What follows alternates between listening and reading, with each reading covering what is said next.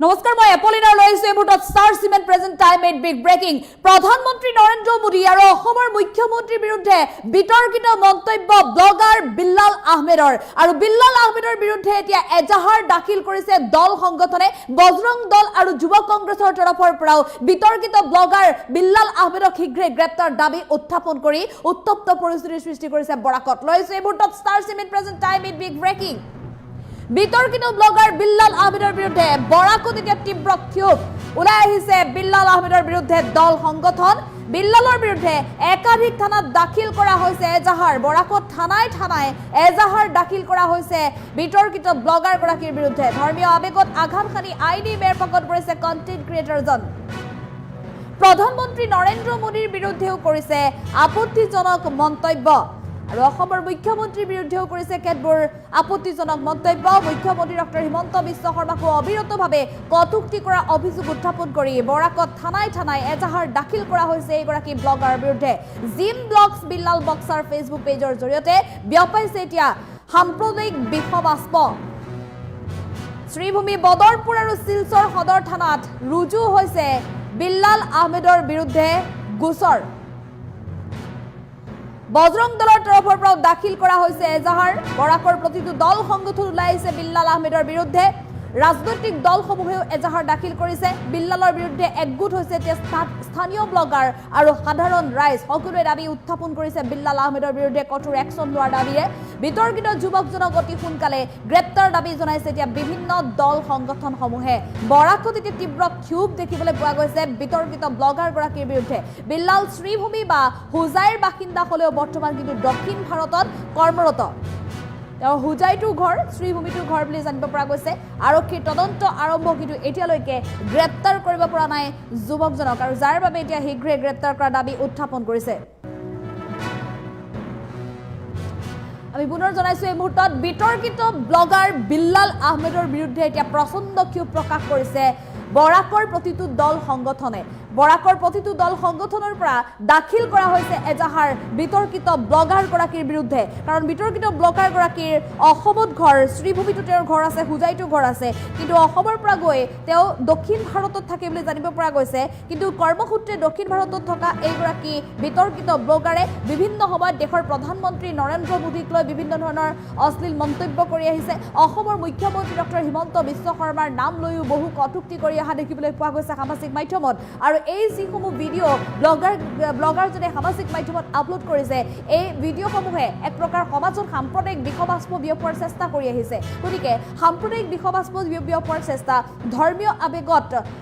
আঘাত সনাৰ যি অপচেষ্টা বিতৰ্কিত ব্লগাৰ বিল্লাল আহমেদ এই বিল্লাল আহমেদৰ বিৰুদ্ধে এতিয়া শীঘ্ৰেই একশ্যন লোৱাৰ দাবী উত্থাপন কৰিছে বৰাকৰ প্ৰতিটো দল সংগঠনে আজিৰ দিনটোতো এতিয়া প্ৰচণ্ড ক্ষোভ প্ৰকাশ কৰি বৰাকত এতিয়া ওলাই আহিছে বিতৰ্কিত ব্লগাৰ বিল্লাল আহমেদৰ বিৰুদ্ধে হাজাৰ হাজাৰ লোক দল সংগঠনৰ নেতৃত্বত ওলাই আহিছে সকলো বৰাকৰ বিভিন্ন থানায় এজাহাৰ দাখিল কৰা হৈছে বৰ্তমান 4খনকৈ থানাত গোচৰ ৰুজু হৈছে বুলি জানিব পৰা গৈছে শ্ৰীভূমিৰ 2খনকৈ থানাত বদৰপুৰ আৰু শিলচৰ সদৰ থানাতো গোচৰ ৰুজু হৈছে বজৰং দল আৰু যুৱ কংগ্ৰেছৰ তৰফৰ পৰা এজাহাৰ দাখিল কৰা হৈছে এই যুৱকজনৰ বিৰুদ্ধে বিল্লালৰ বিৰুদ্ধে একাধিক থানাত দাখিল কৰা এজাহাৰৰ পিছতে এতিয়া আৰক্ষীয়ে তদন্ত অব্যাহত ৰাখিছে যদিও বৰ্তমানলৈকে কিন্তু আৰক্ষীৰ জালত পৰা নাই এইগৰাকী বিতৰ্কিত ব্লগাৰ ধৰ্মীয় আবেগত আঘাত সানি আইনি মেৰপাকত এতিয়া পৰিব লগা হৈছে কণ্টেণ্ট ক্ৰিয়েটৰজন সামাজিক মাধ্যমত যিকোনো বিতৰ্কিত মন্তব্য কৰাৰ পৰা সাৱধানতা অৱলম্বন কৰিব লাগে কোনো কাৰণত যাতে ধৰ্মীয় আবেগত আঘাত সনা মন্তব্য নকৰে বা কোনো কাৰণত যাতে সাম্প্ৰদায়িক বিষবাষ্প বিয়পাব পৰা মন্তব্য নকৰে তাৰ বাবে প্ৰতিগৰাকী লোকে সামাজিক মাধ্যমত ফটো ভিডিঅ' আপলোড কৰাই হওক বা টেক্সট আপলোড কৰাই হওক প্ৰতিটো মুহূৰ্ততে সতৰ্কতা অৱলম্বন কৰাটো প্ৰয়োজন প্ৰধানমন্ত্ৰী মোদীৰ বিৰুদ্ধে আপত্তিজনক মন্তব্য কৰিছিল অসমৰ মুখ্যমন্ত্ৰী ডক্টৰ হিমন্ত বিশ্ব শৰ্মাকো সামৰি বিভিন্ন সময়ত কটুক্তি কৰি আহিছিল এইজন যুৱকে আৰু অৱশেষত এই যুৱকজনৰ সেই আপত্তিজনক ভিডিঅ'সমূহৰ বিৰুদ্ধে এতিয়া বজৰং দল যুৱ কংগ্ৰেছ আদি বিভিন্ন দল সংগঠনসমূহ ওলাই আহিছে জিম ব্লগছ বিল্লাল বক্সাৰ নামৰ ফেচবুক পেজটোৰ জৰিয়তে যি সাম্প্ৰদায়িক বিষবাষ্প বিয়পাই আহিছিল এইজন যুৱকৰ বিৰুদ্ধে এতিয়া আৰক্ষীৰ থানায় এজাহাৰ দাখিল কৰা হৈছে 4খনকৈ থানাত ইতিমধ্যে গোচৰ ৰুজু হৈছে যুৱকজনৰ বিৰুদ্ধে এফালে আৰক্ষী থানাত গোচৰ ৰুজু হোৱাৰ পিছতো বৰ্তমানো আৰক্ষীয়ে কৰায়ত্ব কৰিব নোৱাৰাৰ বাবে দল সংগঠনসমূহে শীঘ্ৰেই দাবী উত্থাপন কৰিছে যাতে শীঘ্ৰেই এই বিতৰ্কিত ব্লগাৰক গ্ৰেপ্তাৰ কৰে আৰক্ষীয়ে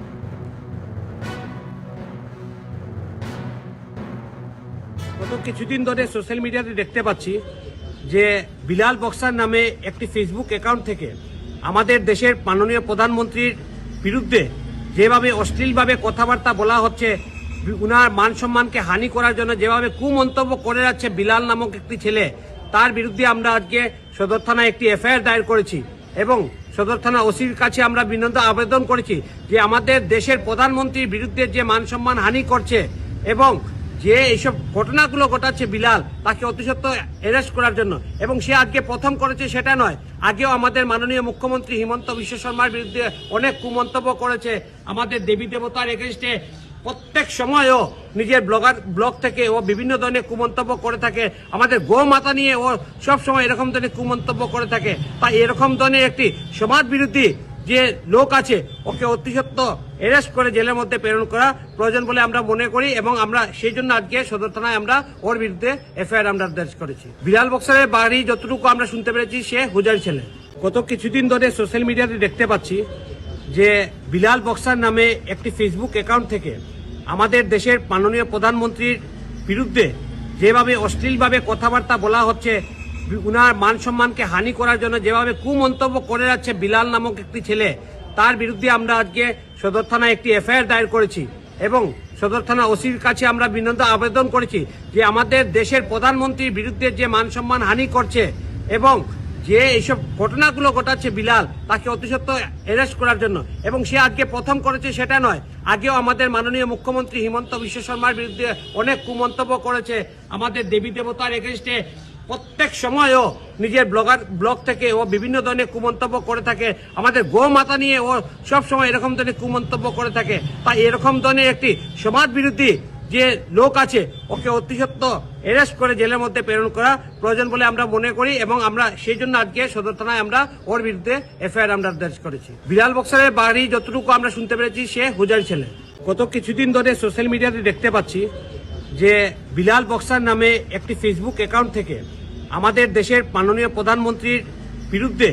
যেভাবে অশ্লীলভাবে কথাবার্তা বলা হচ্ছে, উনার মান সম্মানকে হানি করার জন্য যেভাবে কুমন্তব্য করে যাচ্ছে বিলাল নামক একটি ছেলে, তার বিরুদ্ধে আমরা আজকে সদর থানায় একটি এফআইআর দায়ের করেছি এবং সদর থানা ওসির কাছে আমরা বিনীত আবেদন করেছি যে আমাদের দেশের প্রধানমন্ত্রীর বিরুদ্ধে যে মান সম্মান হানি করছে এবং যে এইসব ঘটনাগুলো ঘটাচ্ছে বিলাল, তাকে অতি সত্বর অ্যারেস্ট করার জন্য। এবং সে আজকে প্রথম করেছে সেটা নয়, আগেও আমাদের মাননীয় মুখ্যমন্ত্রী হিমন্ত বিশ্ব শর্মার বিরুদ্ধে অনেক কুমন্তব্য করেছে, আমাদের দেবী দেবতার এগেইনস্টে প্রত্যেক সময়ও নিজের